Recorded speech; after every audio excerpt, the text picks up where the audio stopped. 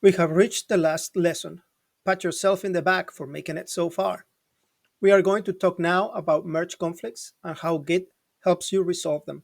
Sometimes Git is able to figure out how to merge two changes, but when it doesn't, it will ask you for your help, as you will see in the following steps. Let's start by simulating a merge conflict. Let's create a new branch, branch 1.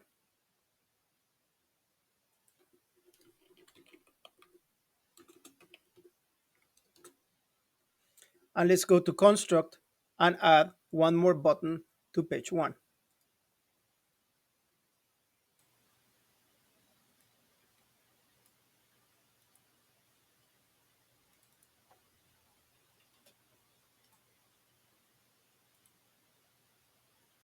And now let's reflect the change in our README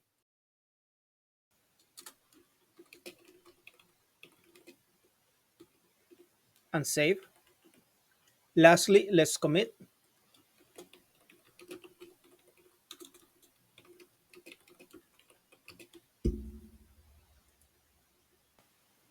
And now we're going to check out the main branch.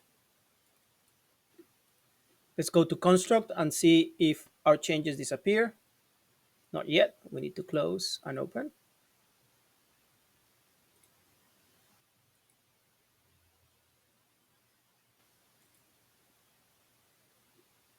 We can see that the button that we added is gone. And we can also see that the README entry is gone. Now let's create a new branch, branch 2.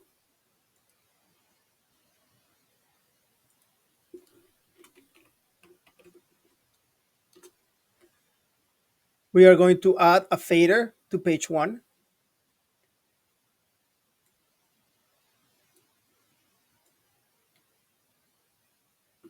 Save.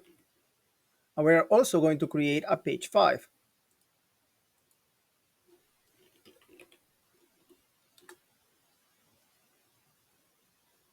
with a button.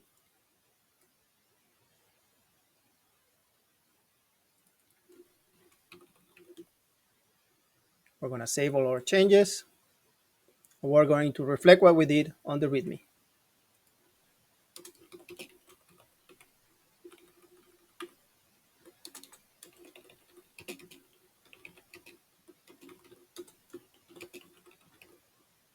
And we're going to save.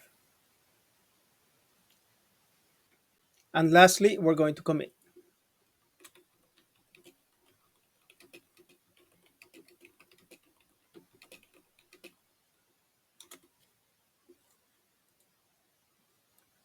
Now, when we look at Git graph, we see the main branch below branch 2 and below branch 1. We also see branch 2 being bold. That's telling us that this is where the head is at. And now we're going to merge branch 2 into branch 1. First, we're going to move into branch 1.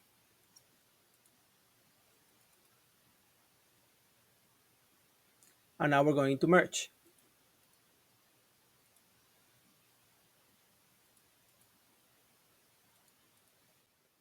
Notice that the VS Code is immediately telling us that there were some conflicts by displaying a notification.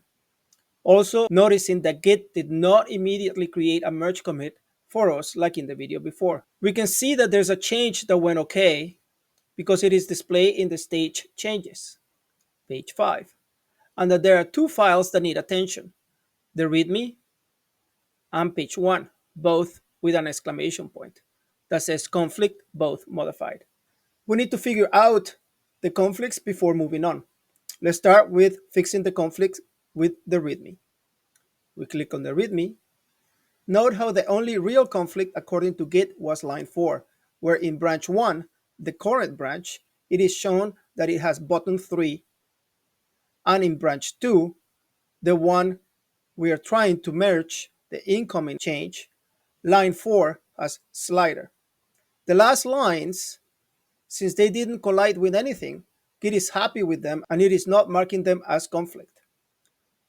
So now VS Code is giving us 4 options: accept current change, which is the branch 1, leave button 3 and drop the incoming change.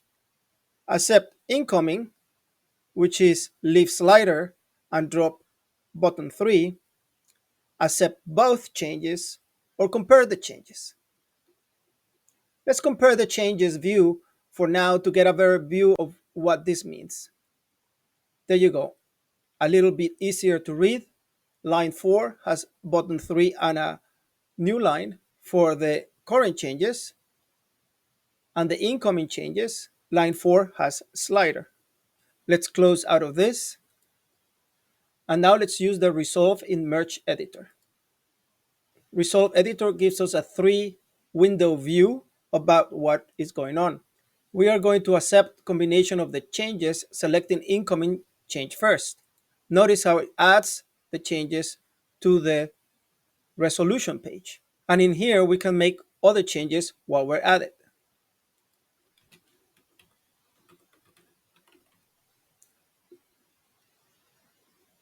Now we can click Complete Merge.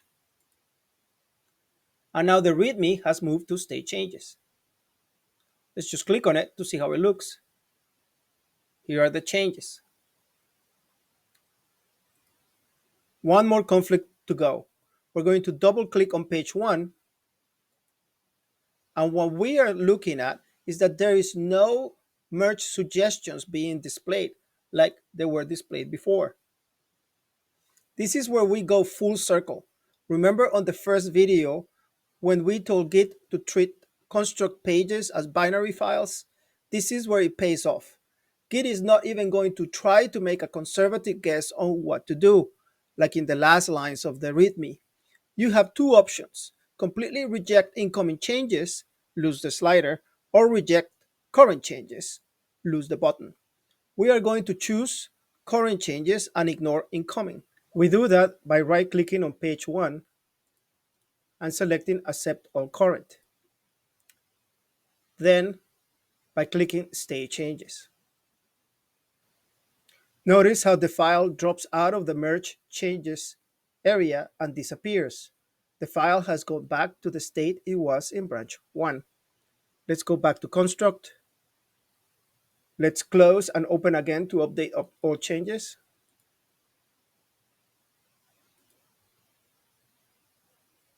And we can see that page 5 is there, but on page 1, there is no slider.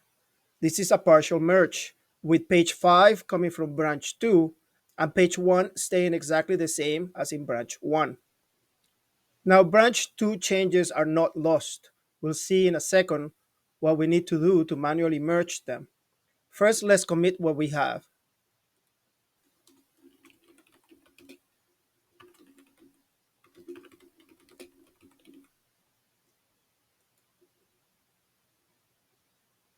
Now let's go back to Git graph, and we can see that branch 2 is not gone. We can always check it out and visually inspect the difference. Let's check out branch 2.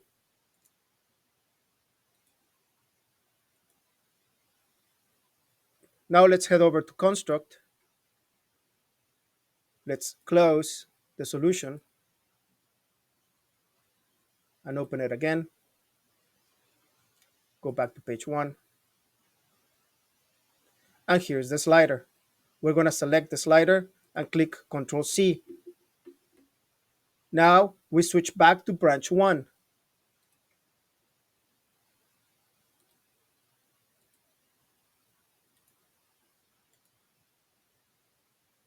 We're going to go to Construct, refresh.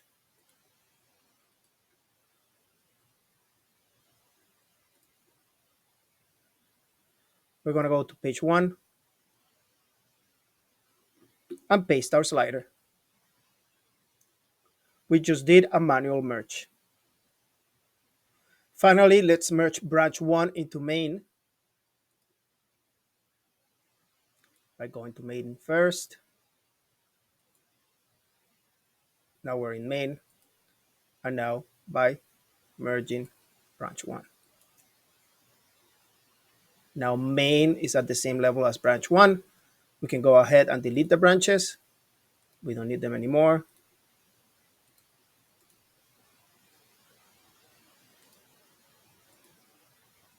and we can synchronize our changes to the remote repo. Let's check them out.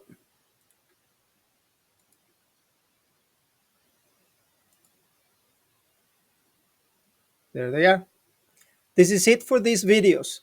There are many, many other functions in Git, but with this, you're going to be 95% covered. Thank you for watching.